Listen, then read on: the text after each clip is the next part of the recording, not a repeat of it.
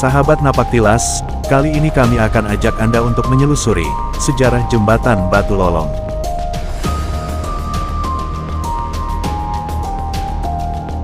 Jembatan Batu Desa Lolong, yang terletak kurang lebih 5 km dari Kecamatan Karanganyar ke arah selatan, memiliki nilai sejarah tersendiri.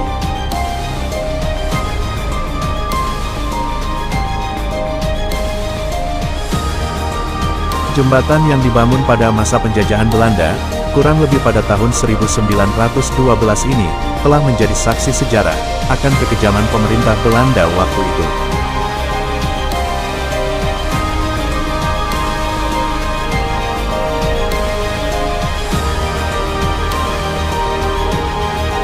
Belanda membangun jembatan batu atau orang sering menyebutnya sebagai jembatan lengkung, dengan menggunakan tenaga-tenaga pribumi.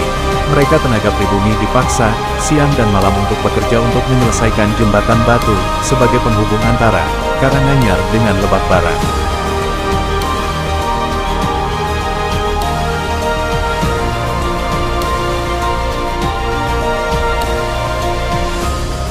Sahabat Napaktilas, konon menurut kisah, para pekerja paksa yang diperintah Belanda untuk membuat jembatan batu, mereka yang dalam keadaan tidur lelap, namun bisa bergerak dan bekerja sesuai manusia seperti dalam keadaan sadar dengan mata terbuka.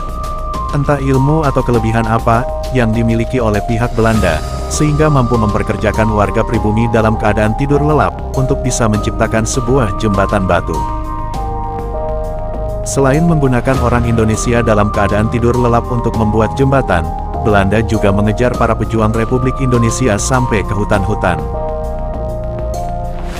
Dan mereka para pejuang Indonesia yang tertangkap oleh pihak Belanda, satu persatu dieksekusi dengan cara ditembak di tengah-tengah jembatan.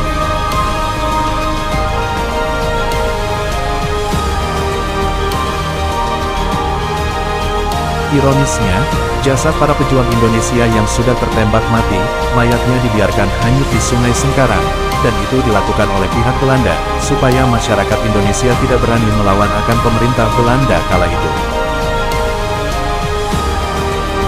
Bahkan seorang kepala desa Lolong yang pertama kali ada di desa itu, ikut menjadi korban kekejaman oleh pemerintah Belanda. Beliau dibawa ke tengah jembatan, kemudian ditembak dari bawah. Setelah itu jasadnya jatuh ke sungai dan dibiarkan hanyut. Semua itu dilakukan pihak Belanda karena kepala desa itu sendiri tidak mau mengatakan tempat para pejuang Indonesia bersembunyi, khususnya para pejuang Republik Indonesia dari desa Lolong sendiri.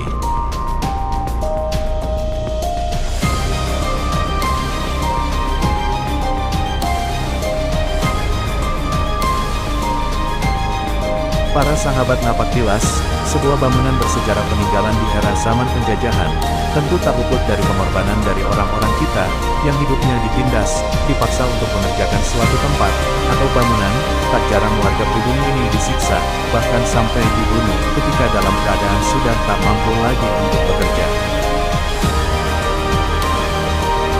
Sahabat Napaktilas, tentu sebagai masyarakat Indonesia yang sudah bisa merasakan udara kemerdekaan, kita patut bersyukur dan menghargai atas perjuangan mereka, karena pengorbanan mereka lah kita bisa lepas dari belenggu para penjajah dan merasakan kemenangan saat ini.